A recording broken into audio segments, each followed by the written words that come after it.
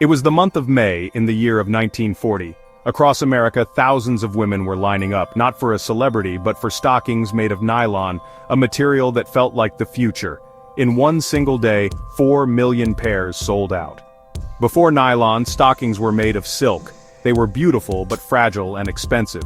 Nylon was strong, smooth, affordable, a modern luxury for everyone. It promised a new era where science could outdo nature. This was more than a fashion craze, it was a sign the world was changing at the molecular level. Nylon stockings became a symbol of hope, a piece of the modern world you could actually wear. But nylon's story wasn't just about fashion, it began in a lab and would soon reach the battlefields of World War II. In a DuPont lab, chemist Wallace Carruthers and his team set out to unlock the secrets of polymers. In 1935, they created a strong, silky fiber, the world's first fully synthetic material. Unlike silk or cotton, nylon could be engineered for strength, stretch, and resilience, a scientific breakthrough. So why was nylon such a wonder material? It's all in the polymer chains. It was made by linking two building blocks, hexamethylenidiamine and adipic acid.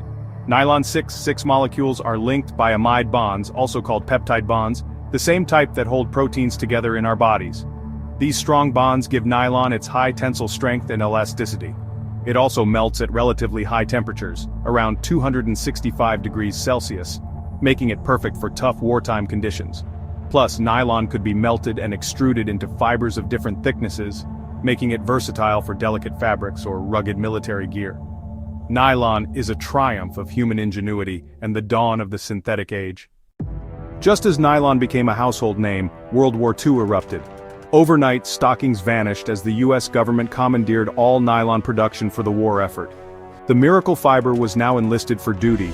Nylon's strength and lightness made it perfect for parachutes, replacing silk, which was now controlled by Japan. American paratroopers depended on nylon parachutes, woven from the same fiber that once dazzled shoppers. Nylon's versatility was a military dream. Ropes, tire cords, flak jackets, shoelaces, mosquito nets, and surgical sutures. It became a silent partner in the Allied war effort. The shortage of silk was solved by American ingenuity. On the home front, women donated used stockings to be recycled for the war. The story of nylon became a story of shared sacrifice and industrial might. Scientists and factory workers who created a fashion sensation now supplied the tools of victory. A simple invention became a strategic asset, changing history from thousands of feet in the air. Nylon's journey from luxury to necessity was complete. It was now the fiber of freedom.